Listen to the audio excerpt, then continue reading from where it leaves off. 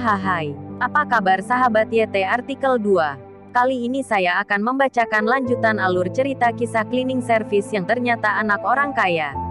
Tapi, sebelum mendengarkan kisah ceritanya, silahkan cari posisi yang nyaman dan jauhi keramaian. Dan jangan lupa pasang headsetnya. Dan inilah alur cerita kisah seorang cleaning service yang ternyata anak orang kaya. Episode 239, Kisah Rahman anak bos besar yang menyamar jadi cleaning service. Kamu ingin berbicara dengan Direktur Raka. Mendengar perkataan Rahman, Hanzo tertawa. Rahman, mengapa kamu begitu tebal muka? Apakah kamu tidak tahu malu? Hanzo berkata dengan sinis. Rahman tersenyum, melihat dia adalah pacar teman sekelasnya yang bernama Marwah. Dia tidak ingin memiliki pemahaman yang sama dengannya.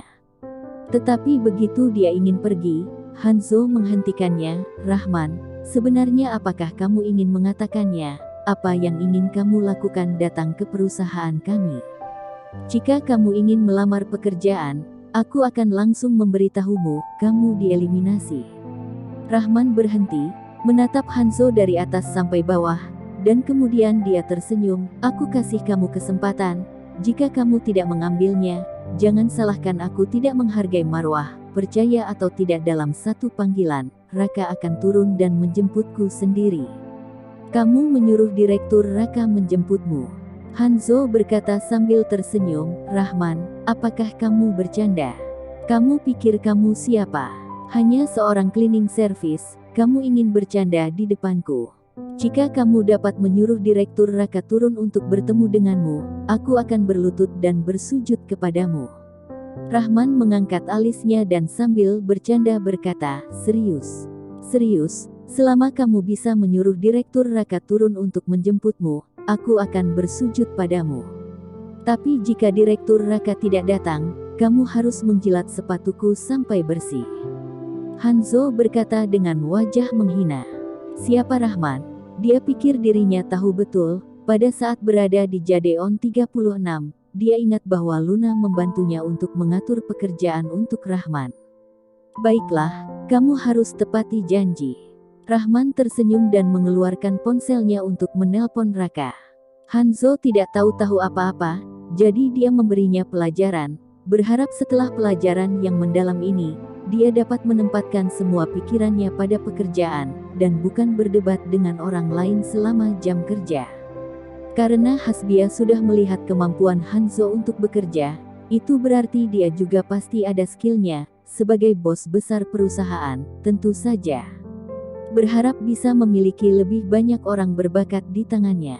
Tentu saja, sebagai bos besar, dia juga harus memiliki kejiwaan yang bagus. Bahkan jika Hanzo berkali-kali menjebaknya, dia juga tidak mungkin membalasnya, paling hanya sekedar memberinya pelajaran. Kamu jangan berpura-pura, apakah aku tidak tahu siapa kamu? Rahman, aku sarankan kamu untuk menjilat sepatuku terlebih dahulu, jangan membuang-buang waktu. Melihat Rahman selesai menelpon, Hanzo tertawa. Rahman menyimpan teleponnya kembali dan melihat jam. Ini lebih dari 10 menit dari waktu kerja. Dia tidak bisa menahan diri untuk berkata, oh iya, apakah kamu tidak takut terlambat bekerja? Atau apakah kamu seorang manajer yang bisa bekerja kapan saja? Begitu Rahman mengingatkannya, Hanzo ingat bahwa dia belum absen. Wajahnya menjadi pucat dan dia berkata dengan marah, Rahman, sialan kamu sengaja membuatku terlambat kan? Banyak peraturan di perusahaan bintang 8 yang dibuat oleh Hasbia, bahkan Rahman tahu bahwa peraturan itu sangat ketat, terutama untuk anggota yang diberikan tanggung jawab. Jika seorang karyawan biasa terlambat, dalam waktu setengah jam gajinya akan dipotong untuk 1 hari, jika lebih dari setengah jam, gajinya langsung akan dikurangi untuk 3 hari.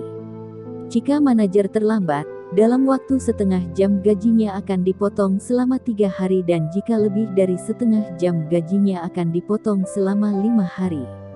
Hanzo hanya mempedulikan menertawakan Rahman dan lupa untuk absen terlebih dahulu. Dia memelototi Rahman dengan marah dan berjalan ke gerbang untuk absen. Namun, setelah pria itu absen, dia berlari keluar lagi untuk mencari masalah pada Rahman. dan ini membuat Rahman mengerutkan kening. Awalnya, dia mengingatkan Hanzo untuk absen, lalu memberinya kesempatan, karena setelah Raka turun, dia tidak ingin Tidak diduga Hanzo tidak tahu diri, dia tidak pergi bekerja dengan baik setelah dia absen, dia masih datang mencarinya masalah dengan Rahman, ini membuatnya sedikit tidak senang.